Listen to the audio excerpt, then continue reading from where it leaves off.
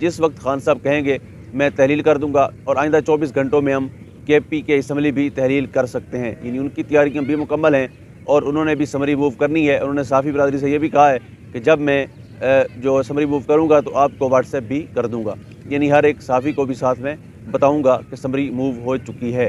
उसके बाद motivational speaker Syed Qasim Ali Shah साहब, जिन्होंने हाल ही में एक इंटरव्यू किया और खान साहब से पूछा कि मैं एक टीचर हूँ, मैं मोटिवेशनल स्पीकर हूँ, मैं एक मुसन्निफ़ हूँ, मेरे टैक्स क्लियर हैं, क्या ऐसे बंदे को आपकी पार्टी टिकट देगी?